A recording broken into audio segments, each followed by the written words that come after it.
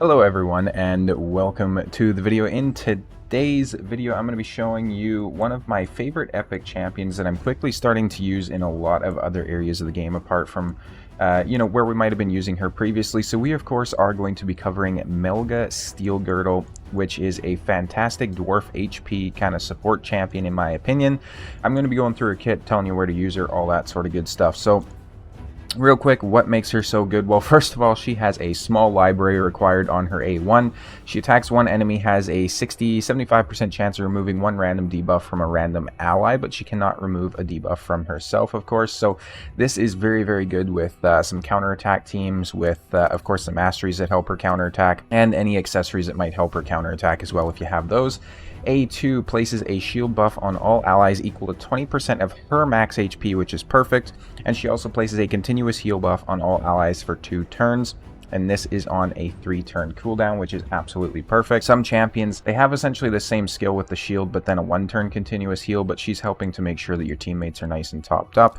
And then if that wasn't enough, on her A3, she's bringing a revive to random allies with 20% HP and 20% turn meter, and placing a shield on the revived allies for 2 turns equal to 30% of their max HP, which is kind of important. I think it would be better if it was her max HP on the revive as well.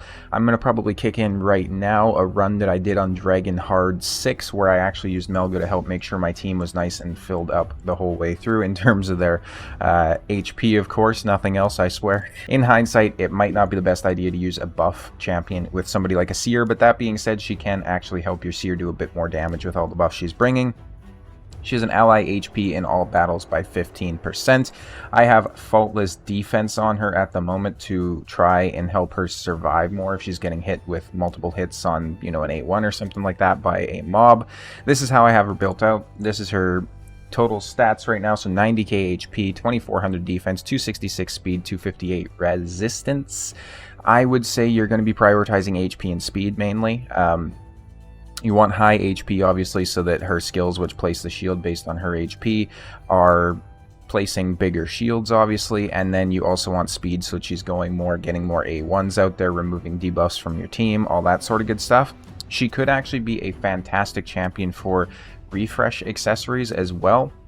She could also be really good in a reflex set or anything like that that really helps to decrease the cooldowns, because if you think about it, if the rest of your team isn't dying, only her A2 is going to be going on cooldown, in which case, reflex and refresh and all that sort of stuff will help this stay up a lot more, especially if you're using her with someone like a Seer. That would be a good idea.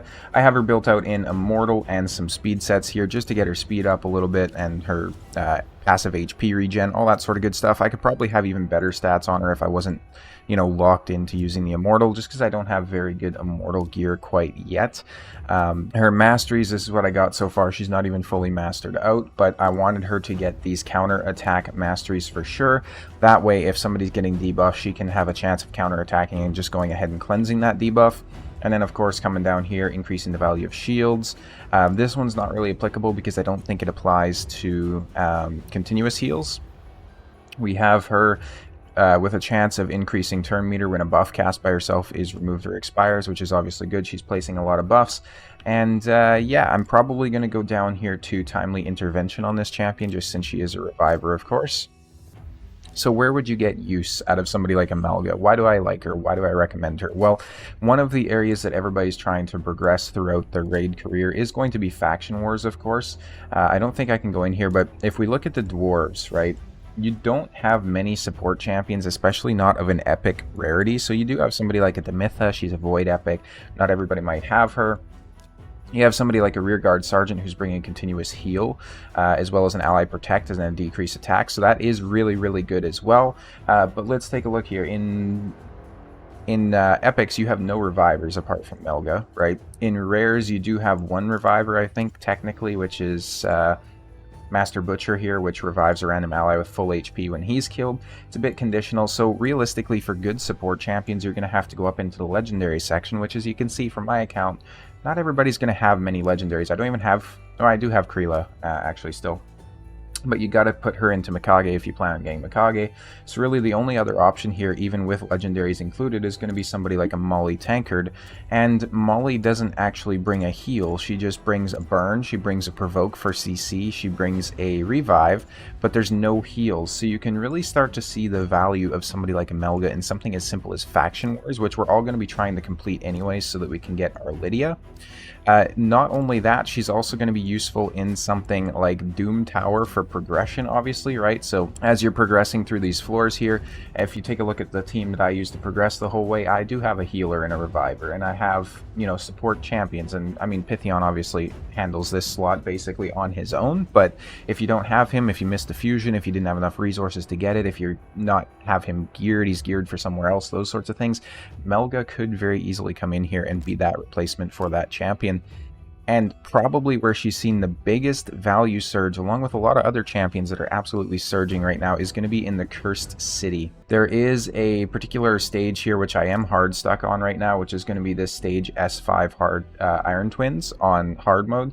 But if you look, Melga is one of the very few support champions that we can actually bring in here, right? So like for me at least, I don't have many other support champions that are placing shields and heals and have a revive. Like you have somebody like a Sky Touch who's cleansing and revive on death and stuff, but we don't have a flat out revive. So if her revive on death is down for a turn, then you're just down a champion. We do have somebody like a Jamarsa, which everybody can get for free, but realistically, she's also not healing a whole lot, right? Like she's only healing somebody by 30% of their HP.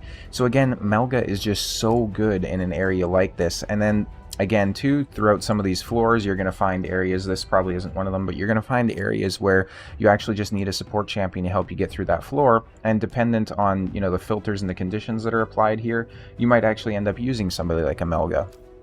You'd actually have probably seen her used in this team if she was geared. I actually just got done re-gearing her today. She was quite a bit slower previously, but overall, I do think she's an absolutely fantastic champion that everybody should be using a little bit more. Unfortunately, the Faction Wars is not open for Dwarves today, so I won't be able to show you her in action there, but I can assure you that she is actually on my Dwarf team that I use to get the full 3 stars on all the stages. So if you're interested in seeing the Dwarf team at some point, let me know down below. Also, let me know if there's any champions you think are underrated, if there's any champions you think have had a massive value surge now that Cursed City has come out. I'd like to thank you so much for watching the video, and I'll see you next time.